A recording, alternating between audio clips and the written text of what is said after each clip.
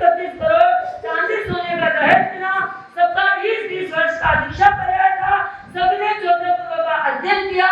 अंतिम में सभी ने 1 मास का सलेखना संधारा करते हुए सारे कर्मों से लड़ते हुए, सारे कर्मों को क्षय करते हुए शत्रुंजय पर्वत पर क्या हुए? सिद्ध बुद्ध मुक्त हुए। ऐसे सिद्ध बुद्ध मुक्त हुए आत्मा को मेरी भावपूर्वक वंदना। नमस्कार हुजूर। सिद्ध बुद्ध मुक्त हुए आत्मा को मेरी भावपूर्वक वंदना। उत्क्षेपक शब्द सातवें अध्ययन का प्रारंभिक वाक्य आर्य जम्मू। हे पूज्य श्रवण भगवान महावीर ने छठे अध्ययन में जो भाव कहा वह तो मैंने आपके मुखारविंद से सुना है। अब कृपा करके सातवें अध्ययन का क्या अधिकार है फरमाइए। आर्य सुधर्मा स्वामी, उस काल उस समय में द्वारिका नगरी थी। वहाँ का वर्णन प्रथम अध्ययन के समान समझ लेना चाहिए। विशेष वहाँ पर वसुदेव राजा थे। रानी थी। देवी ने सिंह का स्वप्न देखा और उनके कुंवर का नाम सारंग कुमार था। उसे विवाह में 50-50 स्वर्ण रजत कोटि का प्रतिदान मिला। सारंग कुमार ने भी सामयिक आदि 14 पूर्व का अध्ययन किया। 20 वर्ष तक इन्होंने भी दीक्षा पर्याय का पालन किया। अंत में इन्होंने भी अपने सारे कर्मों से लड़ते हुए, सारे कर्मों को क्षय करते हुए, अष्ट कर्मों को नष्ट करते हुए शत्रुंजय पर्वत पर 1 मास का सलेखना संधारा करते हुए ये भी क्या हुए? सिद्ध बुद्ध और मुक्त हुए। सिद्ध बुद्ध मुक्त हुए आत्मा को मेरी भावपूर्वक वंदना। नमस्कार हुजूर। ऐसे सिद्ध बुद्ध मुक्त हुए आत्मा को मेरी भावपूर्वक वंदना। 7 अध्ययन संपूर्ण है। 8वें अध्ययन के अंदर किस तरह जम्मू स्वामी पूछ रहे हैं, कैसे सुधर्मा स्वामी अपना निदान निर्णय देते हैं कि आर्य जम्मू, हे पूज्य 7वें अध्ययन का भाव तो मैंने आपके मुखारविंद से सुना है। अब 8वें अध्ययन का प्रभु महावीर ने क्या अधिकार फरमाया है, कृपा करके फरमाइए। आर्य सुधर्मा स्वामी इस प्रकार कहते हैं, जम्मू, उस काल उस समय में द्वारिका नगरी में प्रथम अध्ययन में किए गए वर्णन के अनुसार यावत अनंत अरिष्ट ने भी भगवत पधारे थे। उस काल उस समय में भगवान नेमिनाथ के अंदेवासी शिष्य 6 मुनि सहोदर आए थे। वे समान आकार वाले, समान त्वचा वाले और अवस्था में भी समान दिखने वाले थे। शरीर का रंग नीलकमल, रेत के सिंह की गुल्ली, भीतरी भाग और अलसी के फूल जैसा नीला आभा वाला था। श्रीवत्स से अंकित वक्ष स्थल और कुसुम के समान कोमल एवं कुंडल के समान घुंघराले वाले वे सभी मुनि नर कुबेर के समान चाहे शोभायमान हो रहे थे। तब दीक्षित होने के पश्चात वे 6 मुनि जिस दिन मुंडित होकर आगार से अंगार धर्म में प्रवर्तित हुए, उसी दिन अरिहंत ऋषि को वंदन नमस्कार कर इस प्रकार बोले, हे भगवान, हम चाहते हैं कि आपकी आज्ञा पाकर जीवन पर्यंत निरंतर वेले वेले की तपस्या द्वारा अपनी आत्मा को भावित करें। प्रभु ने फरमाया, हे देवानुप्रियो, जैसा तुम्हें सुख हो वही कार्य करो, लेकिन प्रमाद मत करो।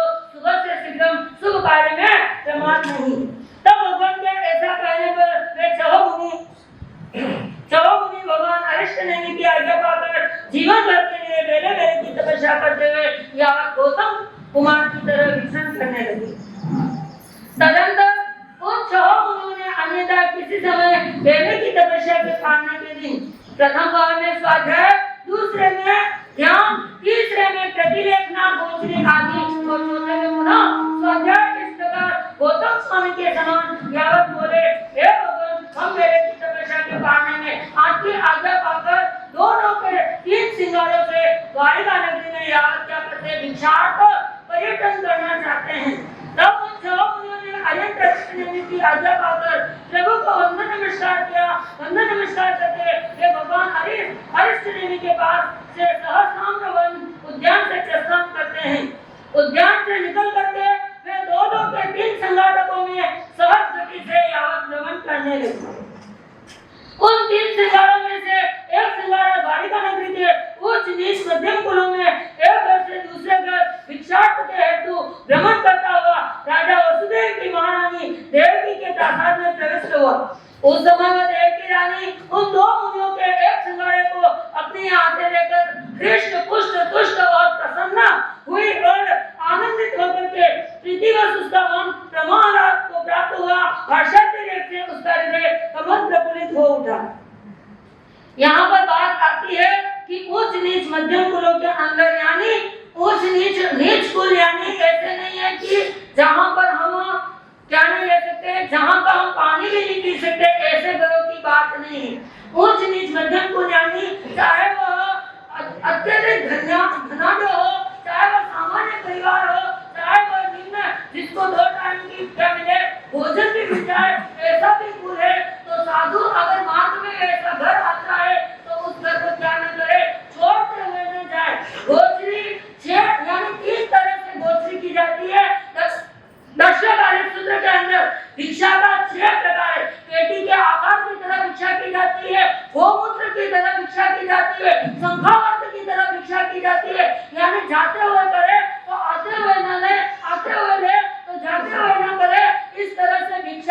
बहुत सारे क्या है नियम होते हैं। तो ऐसे सारे उच्च नीच मध्यम कुलों के अंदर क्या कर रहे हैं, परिभ्रमण करते करते तीनों सिंगारों के साथ में क्या कर रहे हैं, गोचरी के लिए भ्रमण कर रहे हैं। और सिंगारे आज आकर के कहां पर आते हैं, देव की महारानी के वहां आते हैं। पहला सिंगारा आता है, देव की महारानी बड़ी प्रफुल्लित होती है, आनंदित होती है, प्रसन्नचित्त होती है और सोचती है ओहो आज मेरा पुण्य दिवस आया है, पुण्य दिन आया है। ओहो उन्होंने तो क्या है बड़े अहोभाव से मुनि के समक्ष जाकर के 7-8 कदम सामने जाती है, लेकर के पदार्थ आती है और अपने जहां पर रसोई बनती है वहां पर उन मुनियों को लेकर के जो सुपात यानी तासुक निर्दोष जो आहार है उस आहार की क्या करती है, उनको गवेषणा करते हैं, उन आहार को बहराती है। और वो आहार भी कौन सा, केसरिया मोदक किसके लिए बना हुआ था, राजा कृष्ण महाराज के लिए जो बना हुआ था, ऐसा केसरिया मोदक किनको बहराती है, उन्हीं को। और कभी उनके मन में यह भाव नहीं आया है कि इतने मोदक को क्या करेंगे, ये इतना क्या ले जा रहे हैं, क्यों ले जा रहे हैं। उनका तो क्या है बड़ा अहोभाव है, मुनि को जितना खप है उतना क्या कर रहे हैं।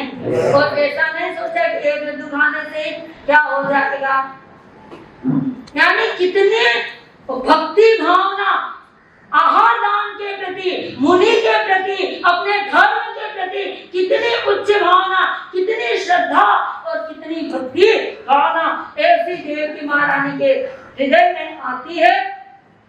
फिर पुनः उन मुनियों को क्या करती है, आहार बहरा करके विसर्जित करती है। 7-8 कदम पुनः उनको क्या करती है, पहुंचाने के लिए। इधर दूसरा सिंगारा भी क्या करता है, पूरे उस द्वारिका नगरी के उच्च नीच मध्यम कुलों के अंदर परिभ्रमण करता करता उसी देव की महारानी के घर पर, तब भी देव की महारानी के हृदय में यह भाव नहीं है कि अभी तो आए, क्योंकि सब मुनि क्या लग रहे हैं, एक ही जैसे लगे, समान त्वचा, समान आकृति, समान वर्ण, एक जैसे। कोई भी उन्हें यह महसूस नहीं कर सकता है कि पहले आए थे वो दूसरे थे। देव की महारानी भी क्या हो गई थी, वो भी संशय में हो गई थी, उन्हें भी पता नहीं चला था। तो हम जैसे कैसे उनको पहचान पाते, तो पुनः वो सिंगारा भी कहाँ आ गया, उस सिंगारे को भी अहोभाव से कर दिया था। तीसरा सिंगारा भी घूमता घूमता वहीं पर उनको भी आहार दान को बहरा दिया और हृदय में एक जिज्ञासा उत्पन्न हो गई, हृदय में एक ऐसी भावना उत्पन्न हो गई कि इतनी लंबी जोड़ी जो 12 योजन और 9 योजन लंबी जोड़ी जो द्वारिका नगरी है, कृष्ण महाराज जैसे वासुदेव यहाँ पर रहते हैं, 3 खंड के जो अधिपति है, उस 3 खंड के अधिपति की नगरी के अंदर, द्वारिका जैसी महानगरी के अंदर, ऊंच नीच मध्यम कुलों के अंदर, इतने घरों के अंदर भी क्या इन मुनियों को आहार दान प्राप्त नहीं हुआ है? क्या ये ऐसी व्यवस्था है? तो पुनः पुनः मुनि को कहाँ आना पड़ रहा है, पुनः पुनः मुनि को एक ही घर के अंदर आना पड़ रहा है। यह ऐसा विधान नहीं है कि एक ही घर के अंदर बार बार जाए। आजकल तो जो जिस दिन यानी आज अगर गोचरी बरसती है तो पूरा दिन खुला रहता है, दूसरे दिन नहीं बरसते हैं। किसी के अंदर सुबह बरसते हैं तो शाम को नहीं बरसते हैं, किसी के अंदर सुबह और दोपहर दोनों बरसते हैं तो शाम को नहीं बरसते, और किसी में सुबह बरसते तो शाम को बरसते, दोपहर नहीं बरसते। ये अपने अपने आचार्य की, अपने अपने गुरुओं की क्या है मान्यता है। और लेकिन देव की महारानी के हृदय में क्या आ गया, बड़ा संशय आ गया है कि सामान्य ग्रंथ बिना कारण दूसरी और तीसरी बार क्या नहीं करते हैं, बार बार उसी घरों में नहीं जाते हैं। संभावित भिक्षा काल में यदि दूसरी तीसरी बार में कोई भी साधु मधुकरी वृद्धि से भिक्षा करना आवे तो साफ निर्दोष आहार से उनको महारानी देवी की तरफ प्रतिलाभ दे, यह ग्रस्त का क्या है धर्म है। अब देव की द्वारा इस प्रकार प्रश्न पूछे जाने पर वे मुनि देव की देवी से इस प्रकार बोले, हे देवनुति होती है। ऐसी बात तो नहीं है कि कृष्ण वासुदेव की यावत प्रत्यक्ष स्वर्ग के समान इस द्वारिका नगरी में श्रवण निर्ग्रंथों को उच्च नीच मध्यम कुलों में यावत भ्रमण करते हुए को आहार पानी प्राप्त नहीं होता, ऐसी कोई बात नहीं है। और न मुनि लोग आहार पाने के लिए पुनः पुनः उन कुलों में दूसरी तीसरी बार जाते हैं। उस समय की बात है, ये तो कृष्ण वासुदेव यानी भगवान अरिष्ट नेमि के समय की बात है। तो उस समय क्या नहीं करते थे, बार बार एक ही घर में। वास्तव में बात इस प्रकार है, बद्रिकुल में हम नाग गाथापति के पुत्र और नाग की सुलसा, नाग की भार्या सुलसा गाथापति के हम क्या है, 6 आत्मज है, 6 सहोदर है, एक समान त्वचा वाले, एक आकृति वाले नर कुबेर के समान 6 भाई ने क्या किया है, अरिहंत अरिष्ट नेमि भगवान के श्री चरणों में उनकी वाणी को सुनकर के हमें वैराग्य क्या हो गया, वैराग्य वासित होकर के उनके चरणों में हम क्या हो गए, दीक्षित हो गए, मुनि धर्म को स्वीकार किया है। हम 6 ने प्रतिज्ञा की थी कि बेले बेले की हम क्या करेंगे, तपस्या करेंगे और पारने में 3 सिंगारों से भिक्षार्थ भ्रमण करेंगे। इस प्रकार अब ऐसी बात सुन करके हम संसार से उद्विग्न होकर के, भयभीत होकर के, मुंडित हो गए। इस तरह की बात सुन करके अब क्या करती है वह देवकी महारानी, यानी वो देवकी महारानी क्या सोचती है कि हे देवानंद, ऐसी बात नहीं है जो पहले 2 संगठकों ने में मुनि तुम्हारे यहाँ आए थे वे हम ही है, वस्तु हम दूसरे हैं। उन मुनियों ने देवकी देवी को इस प्रकार कहा और यह कहकर वे जिस दिशा से आए उसी दिशा की ओर लौट गए। अब ये बात सुनकर के इस प्रकार की बात कहकर मुनियों के लौट जाने के पश्चात उस देवकी देवी को इस प्रकार विचार हुआ कि कोलासुर नगर में अतिमुक्त कुमार नामक श्रवण ने मेरे समक्ष बचपन में इस प्रकार भविष्यवाणी की थी कि कौन थे अतिमुक्त कुमार, जो कंस के छोटे भाई थे और कृष्ण के क्या थे, मामा थे, देवकी महारानी के भाई थे।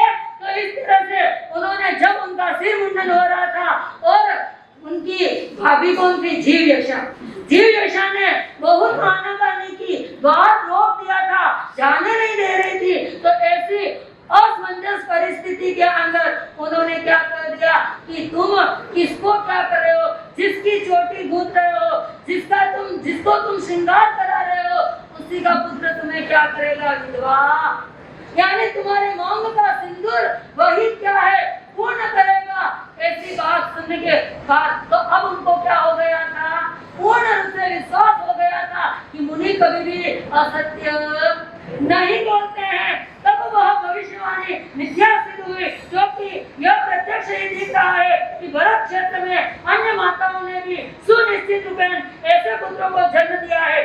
मुनि की बात मिथ्या नहीं होनी चाहिए, फिर यह प्रत्यक्ष में उससे विपरीत कैसे। मुनि की बात तो यानी अभी उनको क्या लग रहा है कि यह गलत है, पर जब उन्हें इस तरह से 6 मुनियों को देखने के बाद ये विचार हुआ कि मुनि तो कभी भी झूठ नहीं बोल सकते हैं, पर ऐसा कैसे, यह समान त्वचा वाले, समान आकृति वाले, नर कुबेर के समान, ऐसे नील कमल के समान, ऐसे महान सुंदर आकृति वाले एक समान 6 मुनि और 6 भाई, यह तो क्या है। अब उनके मन के, जब जिसके मन के अंदर शंका पैदा होती है, जिज्ञासा उत्पन्न होती है, तो या तो वो स्वयं अपने आप को टटोलता है, अपना चिंतन पूर्ण करता है, नहीं होता है तो गुरु के चरण में।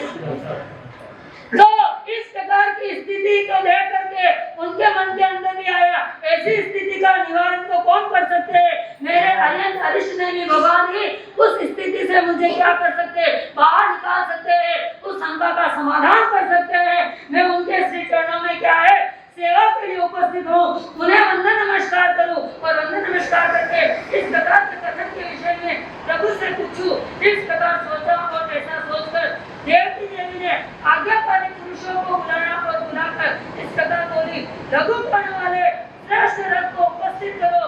आज्ञाकारी पुरुषों ने रथ उपस्थित किया। देवकी महारानी उस रथ में बैठ करके प्रभु के समासरण में उपस्थित होती है और उपस्थित जिस प्रकार देवानंदा प्रभु के चरणों में उपस्थित हुई, वैसे ही देवकी महारानी भी क्या, देवानंदा का वर्णन भगवती सूत्र शतक 9 उद्देश्य 33 में वर्णित आता है। अर्थात महारानी देव की धार्मिक रथ में बैठकर द्वारिका के मध्य बाजार में होते हुए नंदनवन में भगवान के अतिशय को देखकर रथ से नीचे उतरी। नीचे उतर करके 5 अभिगम करके समूह शरण में जाकर भगवान को क्या करती है, विधिवत वंदन नमस्कार करती है। और वंदन नमस्कार करके अयुपासना करके तदंतर अर्यंतरिष्ठ में भी देवकी को संबोधित कर इस प्रकार बोली, हे देवकी, क्या इन 6 साधुओं को देखकर वस्तुतः तुम्हारे मन में इस प्रकार का विचार उत्पन्न हुआ कि पोलासपुर नगर में अतिमुक्त कुमार श्रवण ने तुम्हें 8 अप्रतिम पुत्रों को जन्म देने का जो भविष्य कथन किया था वो मिथ्या सिद्ध हुआ? क्या ऐसा प्रत्यक्ष दिखाई दे रहा है? अतः उस विषय में परीक्षा करने के लिए आप नहीं होंगे। तब देवकी कहती है, हे भगवान, आप ठीक फरमाते हैं, क्योंकि वो तो क्या थे, सर्वज्ञ सर्वदर्शी थे, केवल ज्ञान केवल दर्शन को प्राप्त करने वाले थे। वो सर्व द्रव्य क्षेत्र काल आदि को जानने वाले थे। तो इस तरह से देवकी ने कहा, हाँ भगवान, ऐसा ही है। प्रभु की दिव्य ध्वनि प्रस्फुटित हुई, हे देवानुदेव, उस काल उस समय में कदीरपुर नगर में नाम का गाथापति रहता था, जो आदि यानी महान रिद्धि सिद्धि संपन्न था। उस नागाथापति की सुलसा नामक पत्नी थी। उस सुलसा गाथापति को बाल्यावस्था में ही किसी निमित्तज्ञ ने कहा, वो बालिका मृत वत्सा यानी वो मृत बालिकाओं को क्या देगी, जन्म। तब पश्चात तो सुलसा बालिका से ही हरिक्रमेशी देव यानी हरि इंद्र के निगम आदेश की जो इच्छा करने वाला देव है, उस देव की क्या करती थी, उपासना करती थी, उपासना करती थी, उनकी भक्त बनती थी। उसने हरिक्रमेशी देव की मूर्ति बनाई। मूर्ति बनाकर प्रतिदिन प्रातःकाल स्नान करके यावत दूर स्वप्न निवारणार्थ प्रायश्चित कर गीली साड़ी पहने हुए उसकी बहुमूल्य पुष्पों से अर्चना करती। पुष्पों द्वारा पूजा के पश्चात घुटने दिखाकर 5 अंग नमाकर प्रणाम करती। तदंतर आहार करती, निहार करती, हम अपनी दैनिक कार्य में जुट जाती। तत्पश्चात तो सुलसा गाथापति की उस भक्ति भगवान पूर्वक की गई। सुश्रूषा से प्रसन्न होने के पश्चात हरिक्रमेशी देव सुलसा गाथापति पर अनुकंपा करने हेतु सुलसा गाथापति को तथा तुम्हें दोनों को समकाल में ही ऋजुमती करता और तब तुम दोनों समकाल में ही गर्भ का वहन करती और समकाल में ही बालक को जन्म।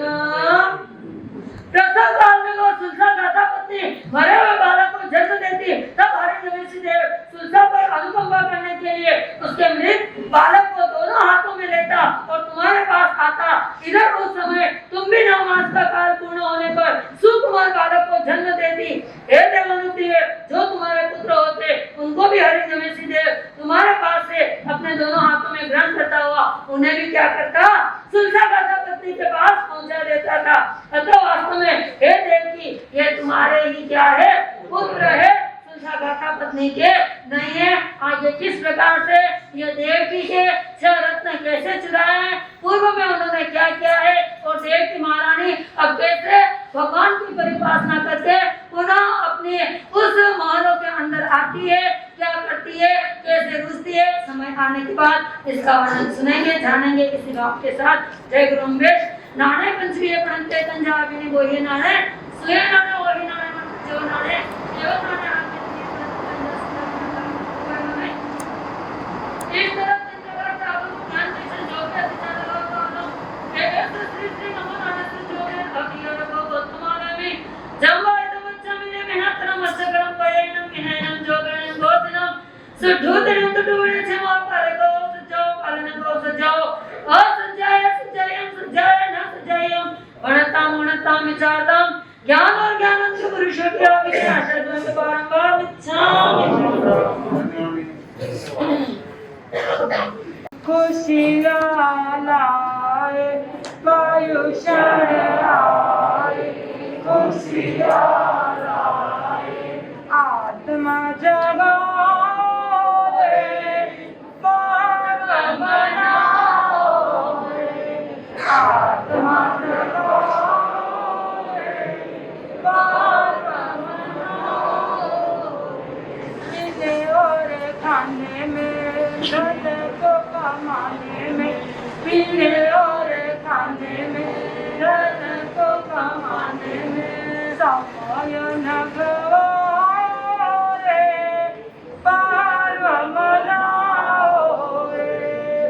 रामायण गवाओ रे, राम मनाओ रे, वायुषण आए खुशियाँ लाए, वायुषण आए खुशियाँ लाए, आत्मा जगाओ रे, राम मनाओ रे, आत्मा जगाओ रे, राम मनाओ रे, जोड़ो मन ध्यान में आओ व्याख्यान में, जोड़ो मन ध्यान में आओ व्याख्यान में, ज्ञान बढ़ाओ रे, पार मनाओ रे, ज्ञान बढ़ाओ रे,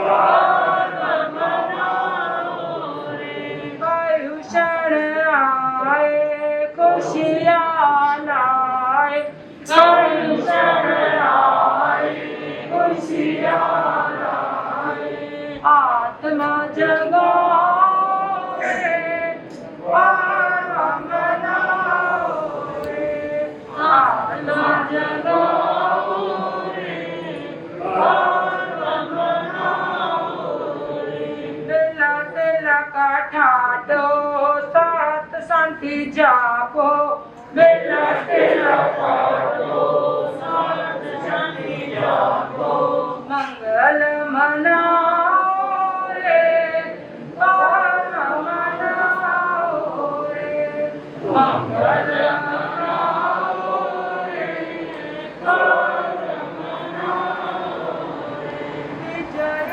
की प्रेरणा लाए नई चेतना, विजय की प्रेरणा लाए नई चेतना, समाज भगाओ रे, पार मनाओ रे, रामान भगाओ रे, पार मनाओ रे, वायुषण आए खुशियाँ लाए, वायुषण आए खुशियाँ लाए, आत्मा जगाओ रे, पार मनाओ रे, आत्मा जगाओ रे, पार मनाओ रे, आत्मा जगाओ रे, पार मनाओ रे। भगवान महावीर स्वामी की जय।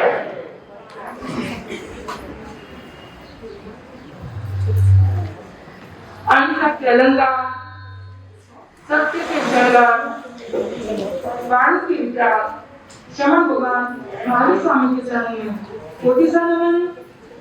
गुरु अमरेश एवं गुरु मियाँ प्रेम के चरणों में सत सत नमन। आत्मा से विजेता दुनिया के 5 रत्नों में सत सत वंदन अभिषेक। हाँ, जिसने भी प्रश्न की चिट्ठी नहीं दी है, प्रश्न की चिट्ठी पहुंचा दे भाई। उपस्थित श्रद्धालु भाइयों तथा बहनों, आज का विषय शब्दों की सीख, भावों की मुक्ति, भावों की अभिव्यक्ति भाषा। उसके माध्यम से हमें बहुत सारी चीज जानने को मिलती है कि हमारी भाषा कैसी होनी चाहिए। और हमने कितनी बार सुन भी लिया है भाषा कितने प्रकार की है। 25 बोल तो आते हैं ना, सत्य भाषा पूरा हो जाए, सत्य भाषा, असत्य भाषा, हम ज्यादातर कौन सी भाषा का प्रयोग करते? जब हम व्यवहार में रहते हैं तो व्यवहार भाषा का उपयोग, जैसे आटा पिसाने जा रहे, गेहूं पिसाने, दही जम गया, ये गांव आ गया, या मैं गांव में, जब ये सड़क कहाँ जा रही है, सड़क नहीं जा रही, जाना किसको है? हाँ, जाना हमको है। तो हमें ये व्यवहार भाषा में ये शब्द लक्षित हो गए हैं, इसीलिए हम बोल रहे हैं। और ज्यादातर भाषा बोलने में आती है मिश्र, ना कोई सत्य कोरा बोलते हैं ना असत्य। सौगंध लेने हो कौन सी भाषा का लेने? असत्य के माता उसके बिना तो हमारा काम चलने वाला नहीं है। हो सकता है प्रयास करने पर कोई भी चीज मुश्किल नहीं, पर हम करना ही। पर सबसे ज्यादा भाषा कौन सी आती है? असत्य भाषा। कभी कभी डर के मारे और कभी कभी अपनी वस्तु को छुपाने के लिए हम ज्यादातर असत्य भाषा का प्रयोग करते हैं। तो आगे चलते हैं कि वो भाषा हमें कैसे कैसी बातों को समझाता है कि भाव व्यक्तिगत होते हैं और भाषा सामाजिक। जो हमारे भाव होते हैं वो अनुभूति से, जो अनुभूति हमें प्राप्त हुई है उसके द्वारा प्राप्त होते हैं, और जो व्यवहार चलाते हैं, जो बोलते हैं भाषा, वो सामाजिक संसार को चलाने की। उसके आगे चलते हैं तो बात चलती है कि एक बार की भाषा का प्रयोग हमें कहां से कहां तक पहुंचा देता। एक बार एक राजा के महल में एक व्यक्ति आता, वो व्यक्ति 3 व्यक्ति को लेकर आता और उसको भाषा का कैसा प्रयोग करना है और राजा कैसे खुश हो वो करना। तो अब उसके सामने 3 व्यक्ति उपस्थित हुए और उन्होंने एक चित्र बनाने को कहा। क्या कहा? तीनों को एक चित्र बनाने को दे दिया और कहा कि इस चित्र को ऐसा बनाओ कि राजा क्या हो जाए? प्रसन्न। और हम भी क्या रहना चाहते हैं? और हम ज्यादातर किसमें प्रसन्न रहते हैं? जब फोटो खिंचाते तब उसमें हमारा कैसा चेहरा चाहिए? एकदम। हाँ, और नहीं करो तो भी बोलता है फोटो वाला, क्या बोलता है? पर हमें हर समय क्या रखनी है? स्माइल नहीं रखनी, हंसी खुशी प्रसन्न चेहरा, उसको देख के दूसरे भी क्या हो जाए। तो वैसा ही बात है, 3 चित्रकार आए और अपनी क्या कर रहे हैं? चित्रकारी को दिखा रहे हैं, और उसमें 3 चीजें ज्यादा देखने को मिली थी। भग्न सत्य, नग्न सत्य और गुण मग्न सत्य। कौन सा सत्य?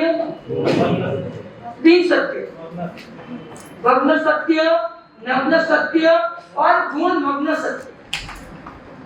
पहले चित्रकार ने ऐसा चित्र बनाया कि राजा कुछ कार्य कर रहा था। उस चित्र में राजा आंख से क्या थे?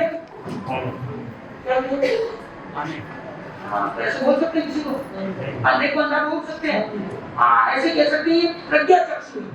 इसका मतलब क्या है? अंधे का मतलब भी क्या है? प्रज्ञा चक्षु। उसको दिखता नहीं, और किसी को अंधा कह दे तो, किसी को लग रहा कह दे तो, हाँ, इनके पैर नहीं है, ये विकलांग है। शब्द वही है, पर बोलने का तरीका हमें आना चाहिए।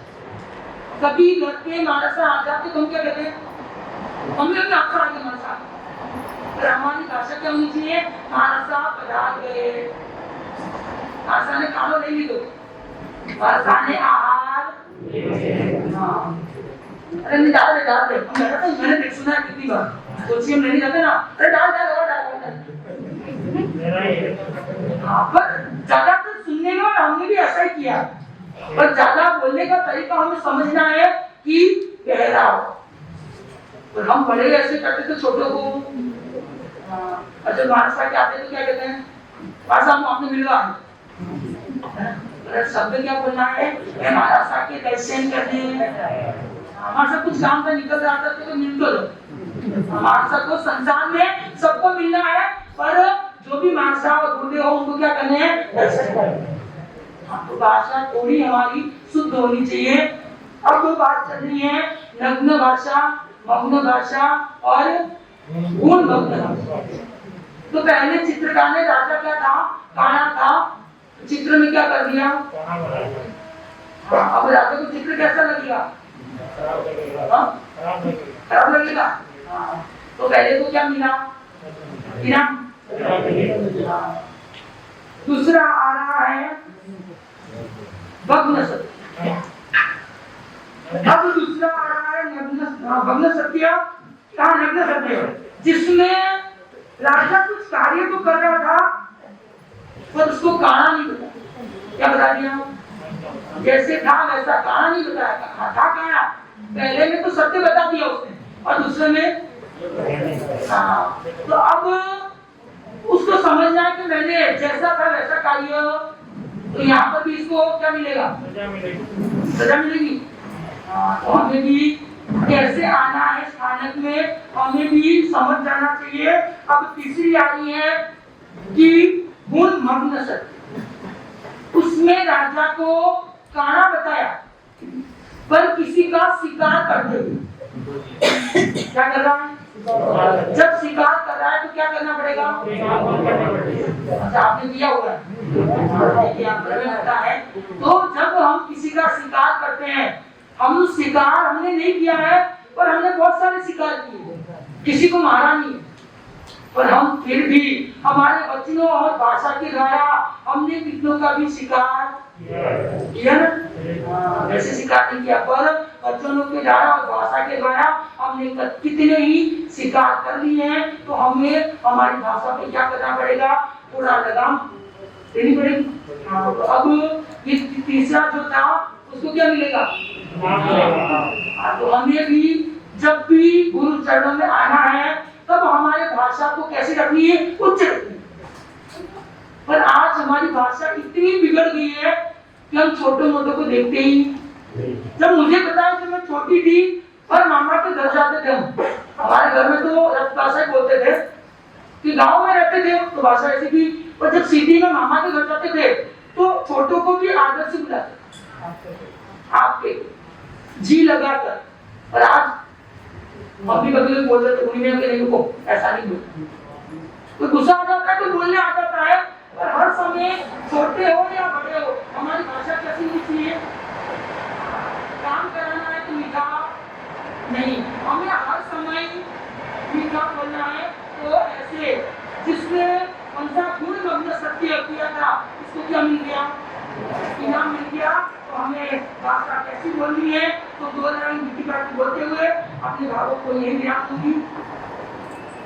स्वागत इन चरणों का, स्वागत इन कदमों का, स्वागत इन चरणों का, स्वागत इन कदमों का, स्वागत इन हरि हरि नामे हरि सवरारे, स्वागत इन हरि हरि नामे सवरारे, स्वागत में बलि बलि जाए मुरली सवरारे। एक साथ मथोएणा वंदामि,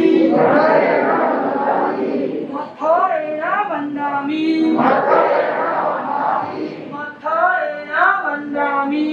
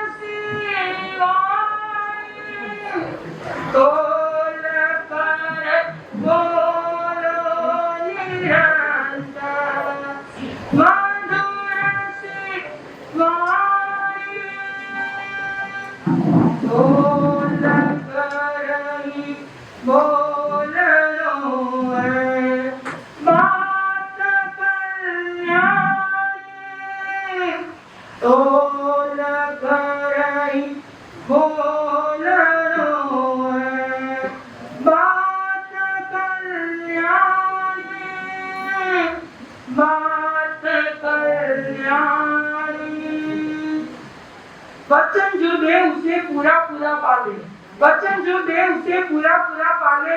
यह क्षमता नहीं तो वचन देना भी टाले, यह क्षमता नहीं तो वचन देना भी टाले।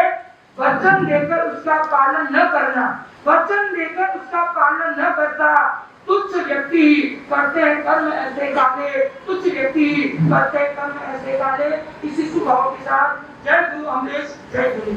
थे इतनी देर से कि शब्दों के सीख भाव के मोती भाषा, शब्दों के सीख में भाव के मोती किस प्रकार से होते हैं। हमारा एक से दूसरे के साथ में अगर संप्रसारण करना है तो यह माध्यम मात्र एक भाषा ही है, इसकी अभिव्यक्ति मात्र भाषा के द्वारा ही की जाती है। और आज किसी को भी अगर स्वाध्याय सुनाना है या कुछ भी सुनाना है तो उसके लिए क्या चाहिए, पहले भाषा चाहिए। जब तक भाषा की अभिव्यक्ति नहीं होगी तब तक व्यक्ति के मन के अंदर भाव नहीं जगेंगे। तो आज का विषय शब्दों के सिर्फ भावों के मोती भाषा, और दूसरी समिति भी आती है भाषा समिति। 8 कर्मों के अंदर दूसरा कर्म आता है दर्शनावर्ण्य कर्म। पहला एकदम जाने तो सब जाना था, और वो वही जान सकता है जिसके पास ज्ञान का भंडार है। तो पहला दिवस ज्ञानावर्ण्य कर्म के ऊपर करारा पुठारा घाट करने का दिवस था, और आज दूसरा दिवस है दर्शनावर्ण्य, यानी दर्शन का आवरण कैसे हटे। उस दर्शन के आवरण को हटाने के लिए प्रभु की भक्ति करनी होगी, और प्रभु की भक्ति के लिए शब्द और भाषा की अभिव्यक्ति देनी ही होगी। गुंडी में कितनी बार फरमाया करते हैं, आप लोग कहते हैं कि हम प्रवचन में आते तो बहुत नींद आती है, बहुत तो बातें आते हैं, क्यों आते? क्योंकि यह एक सुख का ठिकाना है। यहाँ कोई न तेरा है, न मेरा है, न दुकान है, न घर है, न बाहर है, न पूंजी है, न पैसा है, न खजाना है। यहाँ मात्र एक आत्मा का राज है, प्रभु वाणी का राज है, गुरु का दरबार है, प्रभु का दरबार है, सुख का दरबार है। जब आते हैं सोच के आते हैं, एक समय करते हैं, आनंद से समय करेंगे, इसीलिए क्या आ जाती है, नींद आ जाती है। सुख का दरबार इसलिए, आनंद का दरबार इसलिए, कोई खटपट नहीं, कोई रसोई का काम नहीं, कोई घर का काम नहीं, कोई झंझट नहीं, है ना। एक घंटे के लिए शांति। तो यह भी हमारे दर्शनावर्ण्य कर्म का प्रबल उदय में होता है, तब जाकर के परमात्मा की वाणी का अवसर मिलते हुए भी हम उसे सुन नहीं सकते हैं। इस दर्शनावर्ण्य कर्म को क्षय करने के लिए प्रभु के दर्शन कीजिए, प्रभु की भक्ति कीजिए, गुरुओं के दर्शन कीजिए, और 4 लोगों का ध्यान कीजिए। 4 लोगों को जोर जोर से बोलिए, और नमो नमः की माला करिए, आगे दर्शनावर्ण्य कर्म क्या होंगे। दूसरी बात भाषा समिति के अंदर, भाषा समिति कहती है कि कर्कशकारी, कठोरकारी, छेदनकारी, भेदनकारी, निश्चयकारी, ये भाषा नहीं। तो फिर कौन सी भाषा बोलती? कर्कशकारी भी नहीं बोलनी, कठोरकारी भी नहीं बोलनी, छेदनकारी भी नहीं बोलनी, भेदनकारी भी नहीं बोलनी, मर्मकारी भी नहीं बोलनी, तो कौन सी भाषा? तो परिष्कृत, परिमित, मधुर भाषा क्या करना है, बोलना है। जिस भाषा के अंदर हिंसा का तांडव मचता हो, वह भाषा भी छोटा सा होगा। क्योंकि आपने अभी सुना था भाषा कितने प्रकार की, 4 प्रकार की भाषा, सत्य भाषा, असत्य भाषा, मिश्र भाषा और व्यवहार भाषा। दोनों या तो पूर्ण रूप से सत्य बोलिए या पूर्ण रूप से असत्य ही बोलिए, लेकिन मिश्र बोलोगे तो न तो सत्य में रहोगे न असत्य में रहोगे, वो भी डूबोगे। एक उन्यास अपनी साधना में व्यस्त थे, साधना में संलग्न थे। इधर एक कसाई आया था, आकर के उस मुनि को पूछते हैं कि आपने इधर गायों को देखा है क्या जाते हो? परमात्मा प्रभु फरमाते हैं कि अगर कहीं पर ऐसी परिस्थिति आ जाए, या तो आप मौन रह जाइए या आप उसे पूर्ण रूप से सत्य न बताएं। क्यों? क्योंकि यहाँ पर हिंसा का क्या हो रहा है, पंचेंद्रिय जीव की जहाँ पर घात होती हो वहां पर असत्य बोलना भी स्वीकार है। 2 बार बोले, 3 बार बोले, मुनि ने कुछ बोला नहीं। तो मुनि को बोलते हैं कि आप बताते हो कि मैं आगे जाता हूँ, बोलो इधर से कोई गाय निकली क्या? मुनि ने कहा मैंने कुछ देखा नहीं,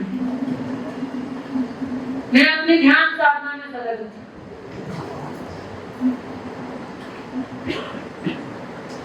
और अगर वो कषाय ऐसा सुनकर के आगे बढ़ता है तो बोलो हिंसा होती है कि अहिंसा होती है? ऐसा सुनकर के वो कसाई आगे बढ़ता है तो हिंसा होती है कि, यानी वो आगे बढ़ रहा है तो हिंसा होगी। तब मुनि को क्या बोलना चाहिए? मुनि कहेगा कि मैंने इस और किसी भी प्रकार से किसी भी पशु को मैंने जाते हुए बोला। मुनि को दोष लगा क्या? मुनि को किसी भी प्रकार का दोष नहीं लगा, फिर भी प्रायश्चित तो आ रहा है, लेकिन उसके उस एक छोटे से असत्य बोलने की वजह से पंचेंद्रिय जीव की क्या हो जाती है? बचाव हो जाता है, रक्षा हो जाती है, और अहिंसा का पालन जीव दया हो जाती है। तो भाषा कैसे बोलना चाहिए? जहाँ पर मधुर मिष्ट और सत्य, प्रभु ने कहा कि सत्य ऐसा सत्य भी नहीं बोले जिससे हिंसा पाए। तो इस तरह से उस सत्य भाषा के लिए तो छोटा सा एक सूत्र दिया है, सत्यम खूब है, सत्य ही भगवान है। पर कब है कि जब उससे हमें लाभ जाता हो और नुकसान कम हो, ऐसा सत्य बोले तो सत्य ही भगवान है। मैं अपनी बात को ज्यादा आगे विस्तार में नहीं ले जाऊंगी, बात दो पंक्तियां बोलते हुए अपनी बात को पूरी करूंगी, क्योंकि भूमि में तो आते ही मेरे को बोलते हैं कि मेरे को भी बोलने देगी क्या? मैंने कहा आपके घर में बोलते हैं।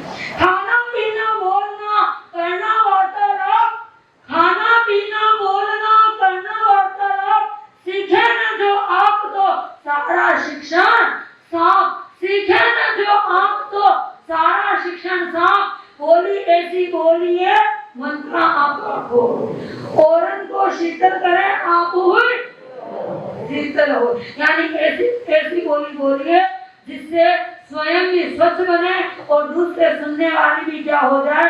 निर्मल बन जाए।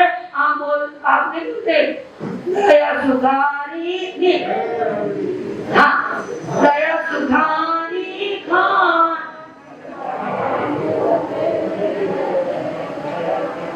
तो ये दया कब होती है? जब वाणी में मिठास होता है, मधुरता होती है, प्यार होता है, स्नेह होता है, आत्मीयता होती है, तब जाकर के दया होती है। और दया जहाँ होती है वहाँ अहिंसा का पालन, और अहिंसा जहाँ है वहाँ मुक्ति दूर नहीं होती है।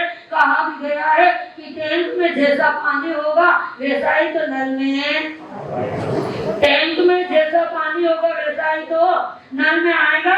यानी हमारे जैसे विचार होंगे वैसे ही बाहर क्या होंगे?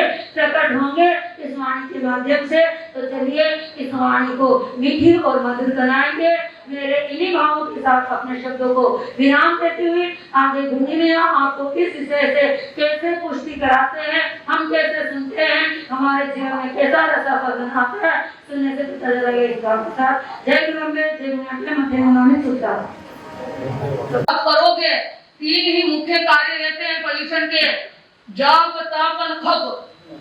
अब जाप नहीं करोगे, थोड़ा ताप नहीं लगेगा और तपस्या नहीं करोगे तो कर्म कैसे खपेंगे?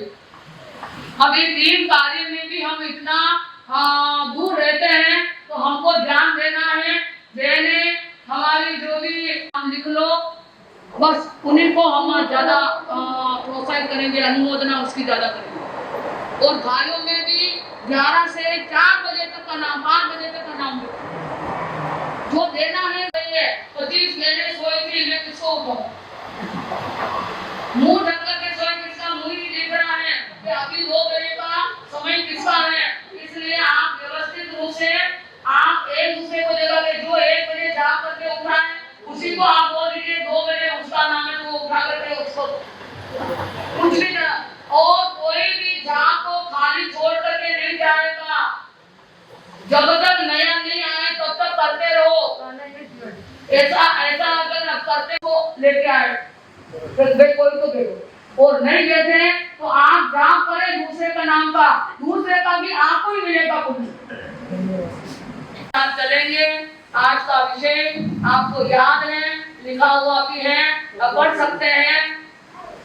शब्दों के शिल्प में भाषा भाव के, यानी भावों को व्यक्त करने के लिए भाषा ही एक माध्यम है। और आप भाषा पर बहुत सुन रहे हैं कि भाषा कैसी होनी चाहिए, अच्छी होनी चाहिए। और कैसी होनी चाहिए, बोलना है तो कब, नहीं बोलना है तो कब, ये ध्यान देना है। मेरे बोलने के पीछे अगर कलह होता है तो मुझे क्या करना, आगे नहीं बोलना। एक ऐसा ही विषय हमारे शास्त्रों में आया है, 10वें कालिक सूत्र में 8वें अध्याय की 20वीं गाथा है।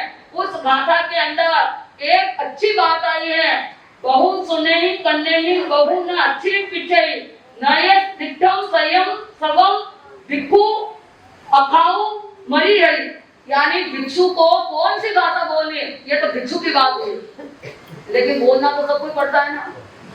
तो एक उदाहरण आता है हमारे मेहतारी मुनि का। मेहतारी मुनि सब जानते हैं, मैं तो संक्षिप्त में एक थोड़ा सा बोलूं।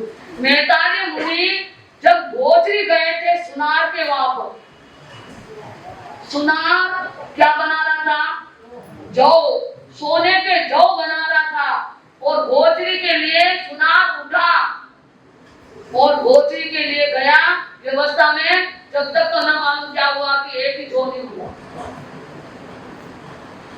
अब नहीं मिला तो उस सुनार ने कहा जौ कहाँ गए, जौ कहाँ गए। इसके कौन से जौ थे, यहाँ तो कोई नहीं आया, कोई भी नहीं आया। यहाँ तो ये साधु है, ये साधु नकली है, 2 रुपया है, ऊपर से दिखता है द्रव्य लिंगी और अंदर से अशुद्ध है। किसी ने मेरे जो क्या कर दिए। अब बार बार किससे पूछता है, मुनि से पूछता, मेहतारी मुनि से कि तुमने जो लिए, तुमने जो लिए, तुमने जो लिए, पर वो तो लिए क्या। अब वो बोले ही नहीं, तो नहीं बोलेंगे कोई अच्छा है, बोले तो क्या बोले, कहे तो क्या कहे, अगर बोलेंगे तो क्या बोले। साधु को साधु के भाषा के व्यवहार में रहना पड़ता है। साधु को इस तरह से बनावटी बात नहीं करना है और गलत नहीं बोलना है, अशुद्ध नहीं बोलना। तो कैसे बोले, उनके साथ में नहीं बोले, इसलिए उसके साथ में क्या व्यवहार हुआ बोलो, कुछ तो सुना होगा। अरे उनको चमड़ा, चमड़ा होता है, चमड़ा, गिल्ला चमड़ा, क्या बांध दिया, यहाँ पे बांध दिया और ऊपर लटका दिया, पैर ऊपर नीचे से। लेकिन उन्होंने भी जो कहा, अब क्या वेदना हुई होगी। अपने को तो कुछ भी वेदना नहीं है, हम तो हर प्रकार से धर्म के स्थान से खिसक रहे। आपने जाना होगा, सुना होगा कि जब आप चलते हैं, चलते चलते असावधानी से गिर भी जाते हैं, पड़ भी जाते हैं, और क्या हो जाती है, हड्डी खिसक जाती है, या हड्डी में प्रेत, तो हड्डी में कुछ, हाँ ये सब इंग्लिश शब्द है, हिंदी शब्द, हाँ कुछ भी या खिसक गई तो भी शरीर की व्यवस्था बिगड़ जाती, शरीर का हलन चलन आदि नहीं होता है। उसको व्यवस्थित करने के लिए, उसको उसके अपने स्थान पर लाने के लिए हम कितने पैसे लगाते हैं। डॉक्टर के पास जाते हैं, एक्सरे कराते हैं, क्या हुआ है, टूट गई है तो उसको जोड़ना है, उसको ऑपरेशन करा करके, पट्टा बंधवा करके कितनी कोशिश करते हैं, कितने हजारों रुपए लगाते हैं, कितने लाखों रुपए उसके लिए लगाते, बोलो। और कितना समय हम शरीर को क्या करते हैं, आराम देते हैं, करते ही नहीं करते। लेकिन जब तक वो व्यवस्थित रूप से शरीर में स्थित नहीं होगी तब तक संचालन। तो अब आप बताइए, मुझे वही बात करना है। अगर हमारी आत्मा अपने गुणों से, हट करके अन्य गुणों में चली गई है, अपने स्थान से हट करके अन्य स्थान में चली गई है, उसको व्यवस्थित लाने के लिए ऑपरेशन करना है कि डॉक्टर को बुलाना है, एक्सरे करना है, क्या करना बोलो? उसको भी तो लाना तो पड़ेगा ना अपने स्वस्थान पर स्थान पर गई हुई हमारी आत्मा को स्वस्थान, और स्वस्थान वाली आत्मा कितनी है? वैसे आत्मा तो जानते होंगे ना, आत्मा का विषय आपको ध्यान में आया होगा। आत्मा जानते हो ना कितनी आत्मा है? हाँ, तो स्वस्थान में रहने वाली आत्मा कितनी है और पर स्थान में जाने वाली आत्मा कितनी है? उसको पर स्थान से स्वस्थान में लाने का प्रयास प्रतिक्रमण कहलाता है। प्रतिक्रमण ही आत्मा का ऑपरेशन है, प्रतिक्रमण ही आत्मा का इलाज है। वो दूसरी जगह चली गई है मेरी आत्मा, मुझे उस आत्मा को स्वस्थान अपने गुणों के साथ जोड़ना है, यही हमारा क्या होगा? तो आप देखिए ये कार्य तो हम नहीं कर रहे ना, हम तो शरीर के लिए सब कुछ कर रहे हैं। डॉक्टर ने अगर कह दिया है कि हमें रोज क्या करना है, 4 किलोमीटर 5 किलोमीटर वॉकिंग करना, वॉकिंग, लेकिन भगवान ने कहा ध्यान करना है 2 किलोमीटर, करते हैं क्या? भगवान को आपने क्या समझाया? कठपुतली समझाया। एक साधु को ना आपने कपड़े की पुतली समझ रखा है, उसका कोई महत्व ही नहीं रहा। लेकिन डॉक्टर हमारे जीवन में सर्वश्रेष्ठ है, डॉक्टर पर हमारा पूरा विश्वास जुड़ा हुआ है।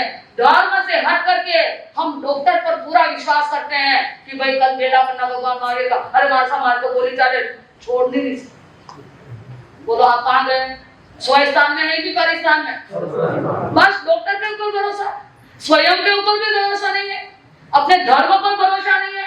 आपको तो विश्वास उस पर है, क्योंकि मुझे सुबह 8 बजे लेना है गोली, शाम को अरे रात में तो मत खा गई, अरे गोली तो लेनी पड़े माता, गोली तो आगा क्या कर? अरे नहीं लेगा एक दिन, अरे नहीं लूंगा तो डॉक्टर ने कहा है कि वापिस 15 दिन लेनी पड़ेगी। पर भगवान क्यों कि 15 रोज सुबह 5 बजे क्या करो, सामयिक करो, और शाम के बीच 6 बजे रोज क्या करो, तो आप करो। सब ऐसे कार्य में हमारी आत्मा जुड़ी हुई है कि बस आत्मा गंदी हो रही तो हो रही है, लेकिन शरीर को सुंदर सजाना होगा। पर्यूषण में भी आत्मा के स्थान को नहीं समझना है, धर्म के स्थान को नहीं समझना है, बस पर्यूषण में भी इधर उधर भागते रहना है। तो कहने का अर्थ आप घर से यहाँ तक चल करके आओ, फिर यहाँ से घर चल करके जाओ। तो ये सारी समस्या जो बाहर पार्किंग की भी नहीं होगी, और उसके लिए व्यवस्था को भी खड़ा नहीं करना पड़ेगा। जब मैं बेंगलोर के अंदर यात्रा दे रही थी, पोल्यूशन में अंदर लोग कम, बाहर व्यवस्था को ज्यादा थे। मैंने कहा अरे पोल्यूशन चल रहे हैं, सब अंदर बैठकर सामाई तो करो, अभी सबके सामाई के इधर पीछे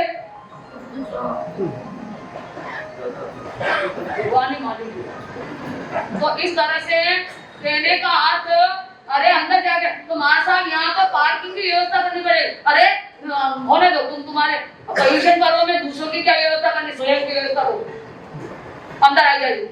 तो कहने का मतलब अपन ऐसी व्यवस्था बनाए रखें कि दूसरों का समय बर्बाद ना हो, दूसरों का अंतराय न लगे, स्वयं ही ऐसे व्यवस्थित हो जाए। और जैन धर्म स्वयं पर अनुशासन करने के लिए बार बार प्रेरणा देता है, देता ही जैन धर्म स्वयं पर अनुशासन है, फिर दूसरों पर अनुशासन करने को कहता है। हम ऐसे हैं कि स्वयं पर अनुशासन नहीं रख सकते हैं, स्वयं को व्यवस्थित नहीं रख सकते हैं, और दूसरे को व्यवस्थित करने के लिए लगे हुए हैं।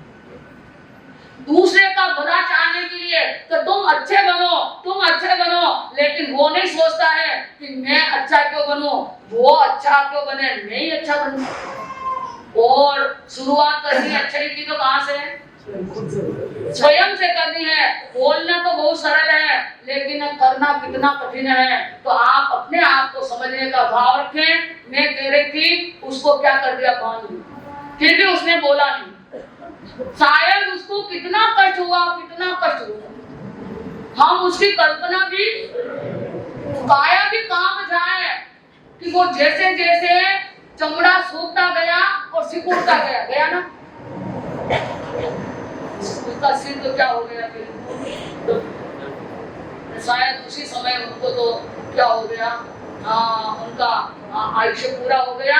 लेकिन कहने का अर्थ अब क्या किया जाए, बोलो उसके लिए अब क्या किया जाए? तो यही कहना चाहिए, बहुत सुनने ही करने ही कान इतने दिए हैं दो, बहुत सुनो बहुत सुनो बहुत सुनो, लेकिन बहुत अच्छी बच्ची है, उसमें अच्छा क्या है बुरा क्या है इसको मत देखो, आप तो सुनते रहो, बोलना बिल्कुल नहीं।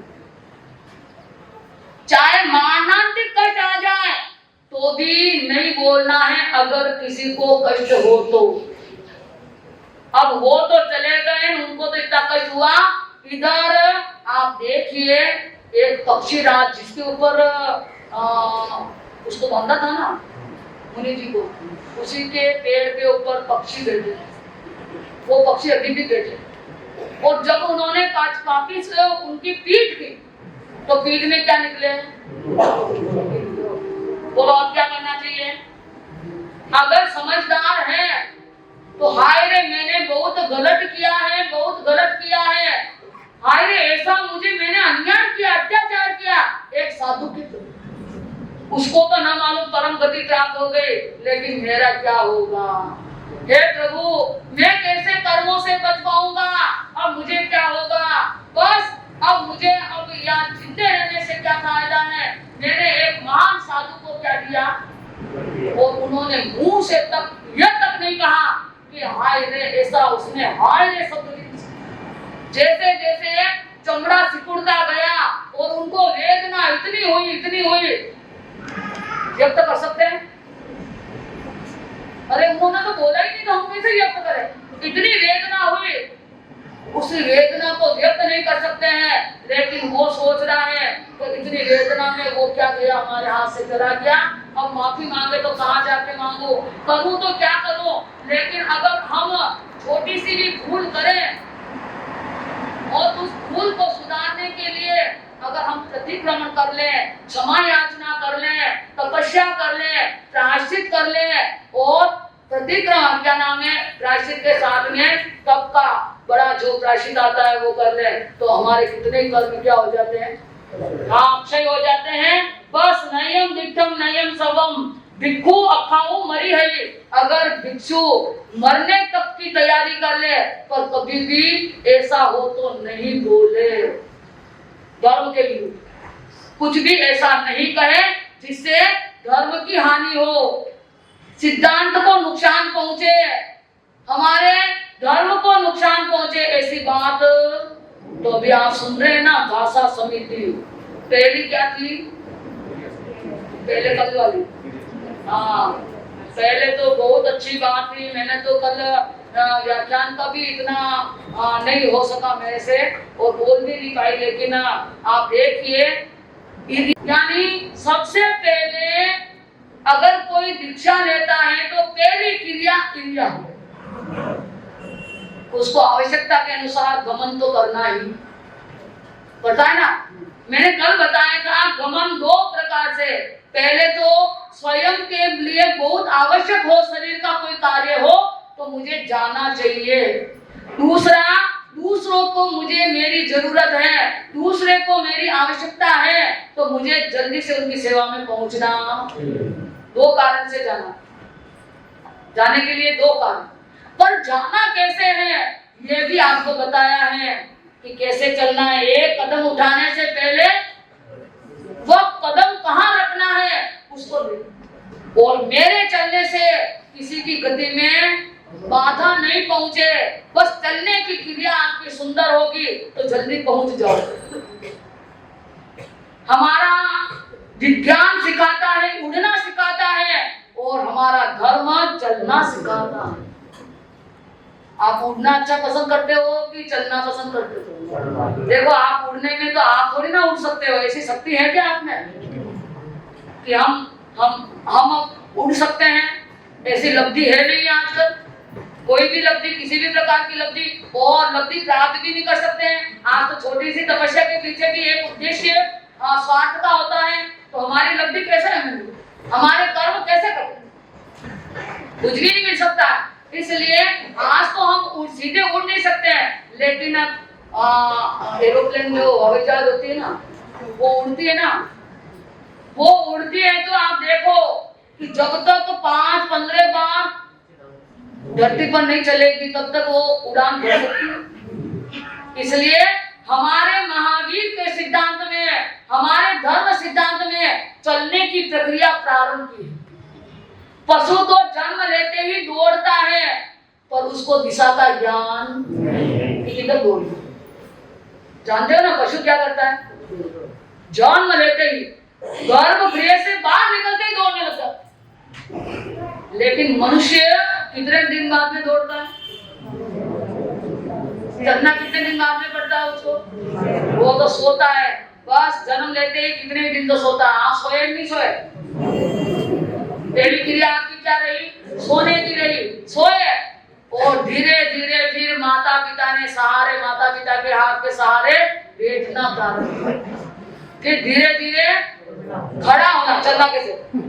खड़ा होना प्रारंभ किया। और फिर धीरे धीरे अंगुली पकड़ करके चलना प्रारंभ किया। और जिन माता पिताओं ने इतना सहयोग दिया उठने में, बैठे रहने में, खड़े होने में और चलने, उनकी आज हमारे साथ क्या कीमत है? उन्होंने आपको चलना सिखाया और आप उनको कह रहे बैठ जाते नहीं पड़े। वो माता पिता को बोलते हो ना तुम लोग, नहीं नहीं नहीं नहीं मेरे को पता है, अरे धने को नहीं पड़े, बैठ जा। तो उसने बेचारी ने आपको बड़ी मुश्किल से कितने प्रयास करके चलना सिखाया। तुम उसने पहले बोलना सिखाया और सबसे पहले कौन सा शब्द बोला आपने अपने मुंह से? माँ। और माँ शब्द भी माँ ने ही सिखाया। अच्छा, बेटा बड़ा है कि माँ बड़ी है?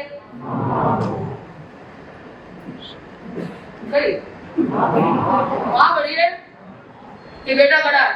आप बोल जाओ बेटा बड़ा है, माँ बड़ी है, बिल्कुल पक्का। अब क्या करें, इसका तो मैं अभी इसके विषय में बताने लग जाऊंगी तो हमारी बात नहीं। अरे माँ बड़ी नहीं है, बेटा जन्म लेता है और बोलने जैसा होता है, वो मुंह से कहता है माँ, तब जाकर माँ का जन्म होता है। कैसे कहते हो?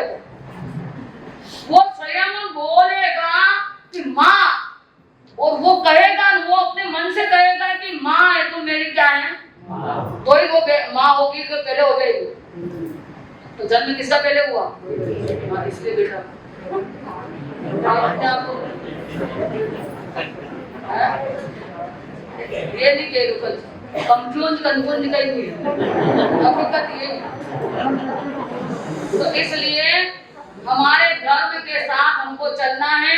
पहली प्रक्रिया हमारी चलने की होती है, और जिसने चलना सिखाया है, जिसने पहला कदम उठाना सिखाया है, उसको आप बहुत दौड़ करके भी उसको हरा नहीं सकते हो। जब आपने माता पिता चलना सिखाया, दौड़ना सिखाया ना, अब वो इतने दौड़ते हो कि माँ बाप भी पकड़ नहीं सकते, बच्चा दौड़ता ही नहीं कभी। तो इस तरह से आपको ध्यान देना है, वास्तव में हमारा धर्म क्या करता, चलना।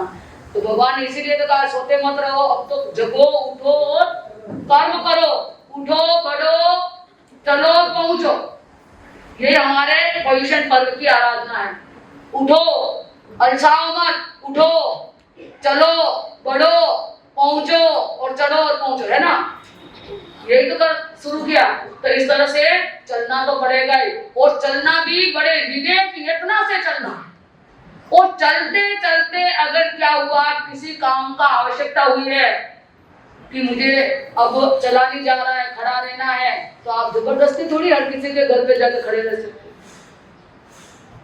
आप कहते हो ना कि मैं अंदर आना चाहता हूँ, मैं आपसे कोई सेवा चाहता हूँ, आप मेरी सहयोग या मेरा मदद करेंगे, तो ये क्या करना पड़ेगा? तो दूसरे प्रवचन माता में दूसरा माता आई है बोलना। अगर आपको चलने में कोई आवश्यकता है कि किधर जाना है, मार्ग किधर है, मंदिर किधर है, किधर जाना है, अभी आप जाने के लिए कि मेरे को बम्बई जाना है या मेरे को सूरत जाना है, तो आपको पता नहीं है तो आप क्या पूछेंगे?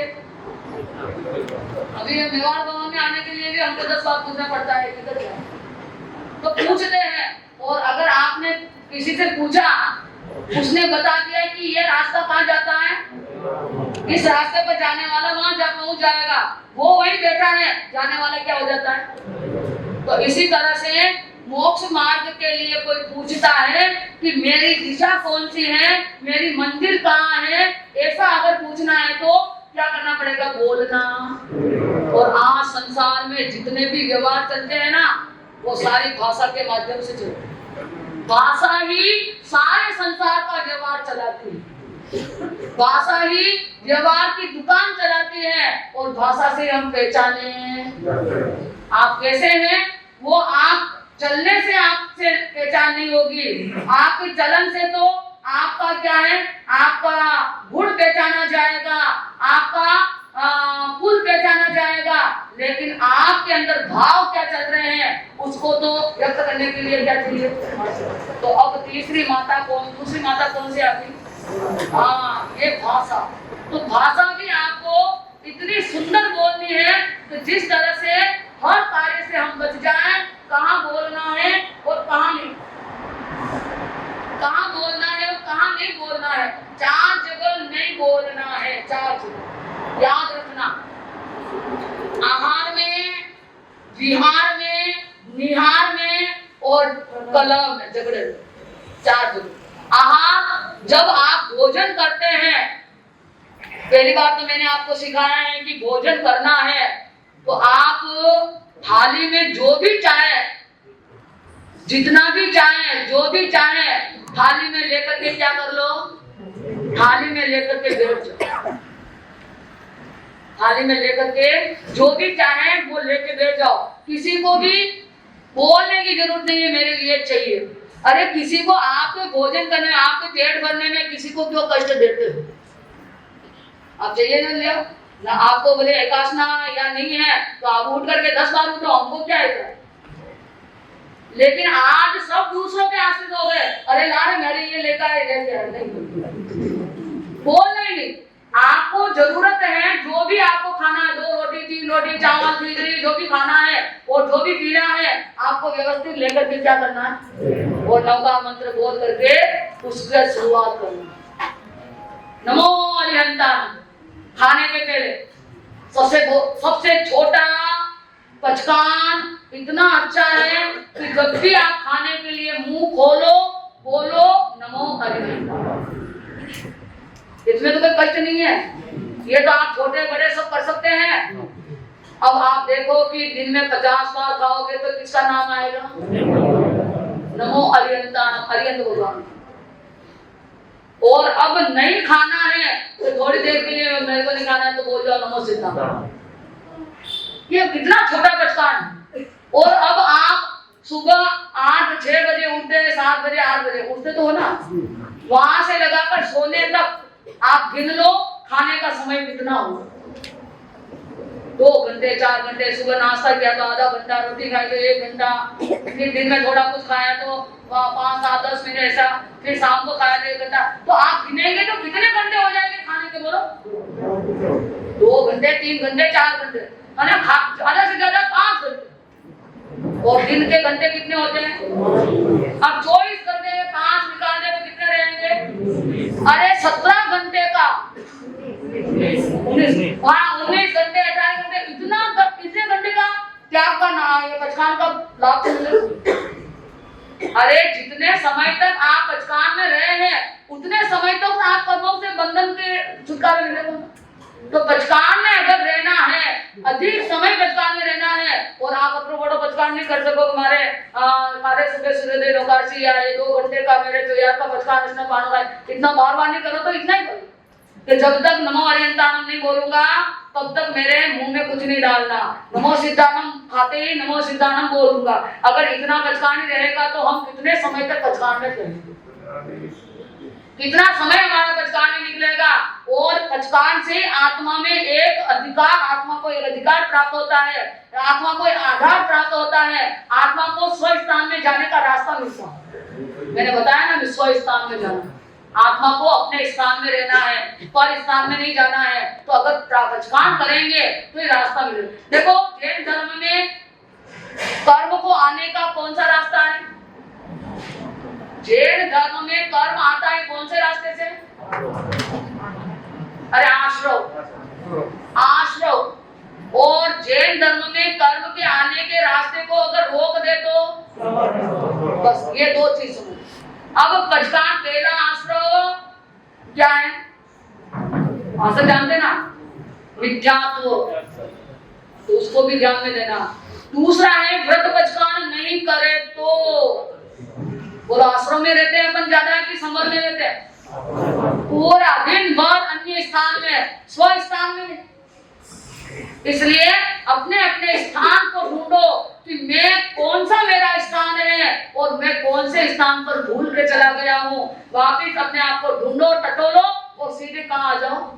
स्व स्थान पे आ जाओ। तो एक नियम आज कर लो कि खाने के पहले अगर मुंह खोलूंगा नमो अरिहंतान और नहीं खाना है तो ऐसा क्यों नियम रखा है हमारे पूर्वाचार्यों ने, हमारे बड़े महापुरुषों ने ऐसा क्यों, ज्ञानियों ने ऐसा रखा है ना? क्यों कि अरिहंत भगवान खाते हैं, सिद्ध भगवान नहीं खाते। और जो खाते हैं उनका नाम लेकर के खाएंगे ना तो हमारा खाना भी बचेगा। अगर खाओ तो बचाना पड़ेगा। अरे प्रभु का प्रसाद समझ करके खाओ, पेट भरने के लिए मत खाओ।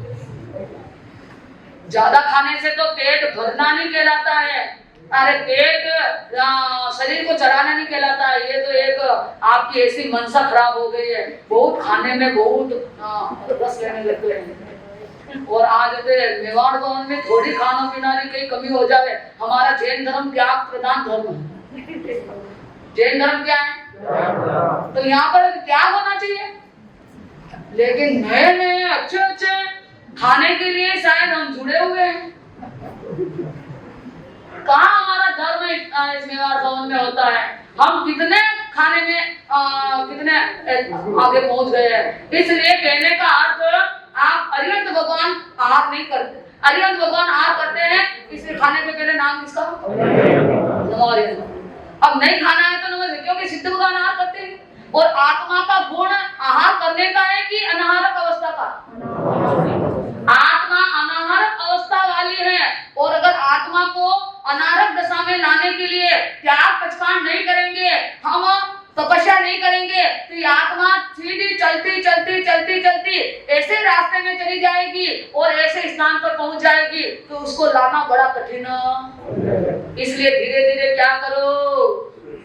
धीरे धीरे पचकान करो, उपवास करो, आइंबिल करो, एकासना करो, तेला तेला करो। ये आत्मा पर स्थान से स्व स्थान पर आने के लिए उसको रास्ता दो। रास्ता नहीं दिया तो शायद ये बहुत लंबी यात्रा करके कहीं चली जाएगी, 84 में भटक जाएगी, 24 दंडक में अटक जाएगी, न मालूम उसको मार्ग मिलेगा।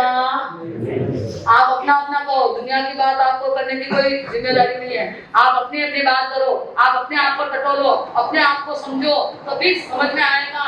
इसलिए नमो अरिहंतानम बोलना खाने के पहले। सबको जो भी यहाँ बैठे हैं, मेरे बहने आती है, मेरे को थोड़ा न मालूम, मेरा दिमाग खिसक जाता है, धीरे धीरे आती है, एक एक बहन एक एक माता ये नमो अरिहंतानम बोलना। और खाने के बाद सीधा नमो सिद्धानम, कि मुझे भी सिद्ध अवस्था प्राप्त हो, मेरी आत्मा में भी अनारक दशा प्राप्त हो, आहार करने की दशा से मुक्त हो जाओ। ऐसे भाव रख करके नमो सिद्धानम बोलोगे। हाँ, भूल हो जाए तो आधार, नहीं तो यहाँ पर जितने भी हमारे भावुक भाई बहन बैठे हैं, जितने भी हमारे लोग बैठे हैं, जैन धर्म को मानने वाले हैं, और हाथ जोड़े नहीं जोड़े तो भी भूल का आधार, ठीक है, भूल का आधार आपको खाने के पहले नमो अरिहंतानम, खाने के बाद नमो सिद्धानम बोलने का अभिप्राय नहीं रखना है। गुंडे के साथ से बचकान रसों में हो, ये हो गया हाथ की बात है। ये तो हाथ की तो कल आएगी, फिर आएगी, बहुत बातें करनी है। और अब आज है हमारी, पहला तो क्या मैंने क्या बोला? आहार नहीं बोलने हैं, आहार करते हुए नहीं बोलना, बिल्कुल आहार। दूसरा, बिहार में चलते चलते किसी ने बात नहीं करना, क्योंकि हम चल रहे हैं और बातों में लग जाएंगे तो चलने की क्रिया होगी कि बातों में रस होगा। अब आप वाहन पे बैठे हैं, कार में भी डालो, ये सब गलत है, कान खराब हो जाएंगे। अगर आप ऐसा ही चाहते हैं तो फिर मैं उसके लिए कोई कहना नहीं चाहूँगा, लेकिन कान के अंदर मोबाइल को भी दूर रख दीजिए और आप बात करना है तो दूर से भी सुन लीजिए, कान ठीक रहेंगे। और कान पे लगाना चाहो तो कपड़ा लगाओ, सीधी कान में मोबाइल की टिंग ना जावे, कान का पर्दा खराब हो जाए। आप समझो तो, नहीं समझो तो मारे के लेना नहीं, मारे आप के काम आई रहा और अगला गांव में मारो आके कहीं थोड़ी है बदलो जब मिलो। अब आप और मारो मिलना बहुत कठिन है, कसे गांव में शायद नहीं मिले। मैं कहीं पढ़ूंगी ना, आप कहीं जाओगे, कौन किसका बता सकता है।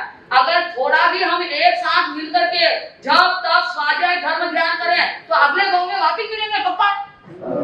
अगर आपका रास्ता अलग होगा और मेरा रास्ता अलग होगा तो मुझे आप ढूंढ नहीं सकोगे, मैं भी आपको नहीं प्राप्त कर सकूंगा। चलेगा? तो अब थोड़ा मेरे साथ चलने का भाव रखोगे तो ठीक है। चलने का मतलब हाँ, आपके पाछे नहीं, मारे पाछे नहीं, मारे आगे चल। पाछे जाने वाला कौन हो गए? नौकर है। पीछे तो छोटे चलते हैं, आप छोटे नहीं है, आप तो बहुत अच्छे हैं, बड़े हैं। आप पीछे चलोगे तो हम आगे कैसे रहेंगे? इसलिए आप थोड़े थोड़े बचकान नियम आदि करके आगे बढ़ने के भाव रखें तो क्या हो गया, आपको रास्ता मिल जाएगा ना। अच्छा हाँ, चलो रास्ता मिल गया से बिहार चलते हुए बात नहीं करोगे, कान में एयरफोन नहीं डालोगे, नहीं डालोगे, ये आपके लिए भी अच्छा नहीं है और हमारे धर्म के लिए भी अच्छा नहीं। अगर आप उसी कार्य में लगे रहेंगे और उसे सुनने में लगे रहेंगे तो कितने जीवों की क्या हो जाएगी। हाँ, और वे सारे जीव आपके दुश्मन बनकर के आएंगे। आज एक चींटी को हम दबा देंगे, 10 बार चींटी बनना पड़ेगा। और किसी के घर में वो मच्छर मारने का तो नहीं है। वो सारे जैन लोग परिवार ये व्यापार भी करते हैं, ऐसे हाँ, तो वो अगर किसी के घर में है तो सीधे पानी में ले जाके बैठ जाना, किसी को मत देना। वो क्या काम करेगा? वही करेगा ना, उसका साधन तो वही है। एक मच्छर आपने मर गया है ना, उसका भी प्रायश्चित है। हमारे धर्म में असावधानी से मर गया, उसका भी क्या है।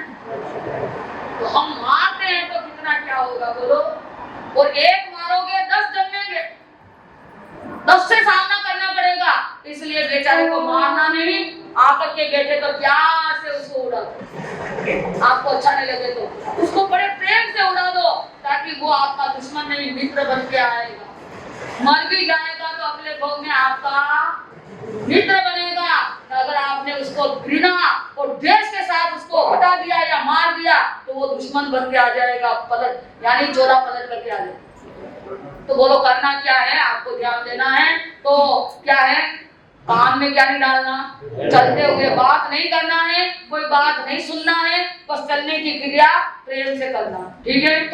हाँ, बिहार बिहार, फिर क्या चलेगा? निहार। निहार का मतलब तो सब समझते होंगे ना। तो निहार में नहीं बोलना हमको, निहार का मतलब समझते हैं। अरे सोच निवृत्ति, बहुत सारे लोगों की गंदी आदत होती है, मोबाइल भी साथ में ले जाते हैं। कहाँ? पहले तो पुराने जमाने में तो हमारे गाँव में घर में खाते थे, बाहर सुबह उठ करके एकदम शुद्ध निवृत्त होने के लिए जाते। और आज यहाँ की स्थिति ऐसी है कि बाहर खाते हैं, हाँ, और घर में भी कहाँ, लेट्रिन बाथरूम में भी क्या ले जाते हो। गलत है कि सही है? तो ये बातें गलत है, अच्छी नहीं है। तो आहार विहार और विहार, 3 जगह मोबाइल आप दूर रखें, बात नहीं करें, बोले नहीं, बस यही भाषा से निकले। और चौथा है कलह। जहां पर भी आपके बोलने से अगर कलह बढ़ता है तो नहीं बोलना अच्छा है। सास बहू लड़ रही है, अरे सास बहू लड़ रही है ना, आप घर पे पहुंच गए, बोलो अब आप अगर बोलेंगे तो नहीं बोलेंगे, मेरे को ये बात नहीं बोले तो अच्छा है, लेकिन आप बोलेंगे तो पहले बताओ किसके पक्ष में बोलेंगे। किसके पक्ष में बोलेंगे? पत्नी के पक्ष में। इसका मतलब माँ का महत्व नहीं सुना। और माँ के पक्ष में पत्नी को देख भाई तू तेरी जगह है, अच्छी है, लेकिन माँ का आदर करो, सम्मान करो। बोलो तो इतना, नहीं बोलो तो मत बोलो, कोई जरूरत नहीं। जहाँ से झगड़ा प्रारंभ हुआ वही पूरा हो। हम क्यों जल्दी आग में हम पूरा डालो? तो एक नियम और करते जाएंगे कि हम कोई भी लड़ता हो, बोलता हो, कलह करता हो, झगड़ा करता हो तो हम बीच में कर लोगे ऐसा, बहुत सारा फायदा मिलेगा, बहुत सारा आराम मिलेगा। इधर हमारे देवर जी यानी भाई भाई लड़ रहे हैं तो ये हमारी बाया थामन बोल जोड़ा रहे, ये झटे लड़े बड़ी लड़ता रहो, माने कोई भाई लड़ो मैं भी करूं बीच में।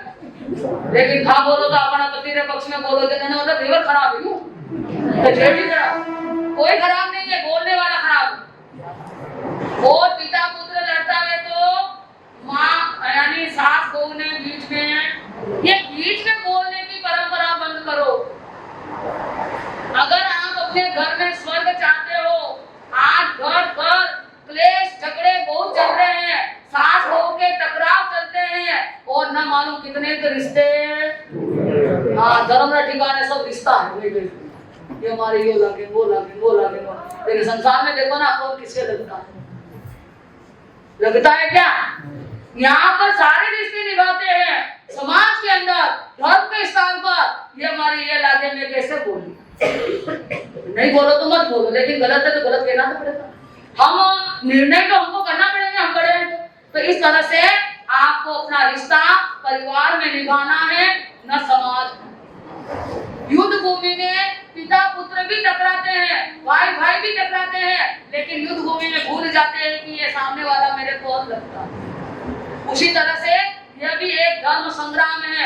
यह आने वाला कोई भी रिश्ता निश्चित नहीं करेगा कि हमारे ये लागे वे लागे वे लागे, कोई कुछ नहीं लगता है। लगते हैं तो सब लगते हैं, नहीं लगते हैं तो कोई भी।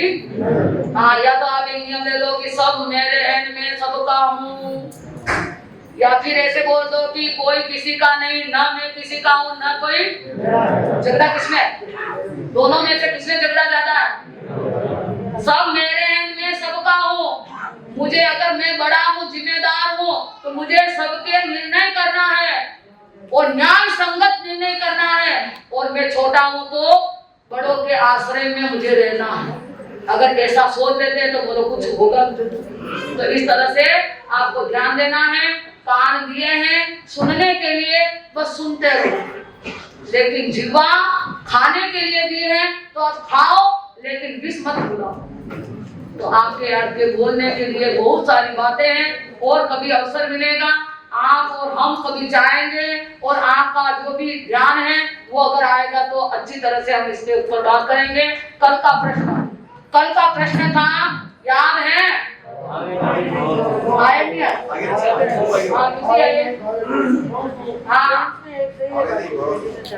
हाँ, तो हमारे ये है भवकूप का मतलब भव रूपी कूड़े में नहीं पड़ो। ये अनादिकाल से भव रूपी कूड़ा हमारे साथ लगा हुआ है। अगर हम गलत कार्य में लग जाएंगे तो भव रूपी कूड़े में पड़ जाएंगे। तो कौन नहीं भव रूपी कूड़े में कौन नहीं आता है? सिद्ध भगवान नहीं आते हैं।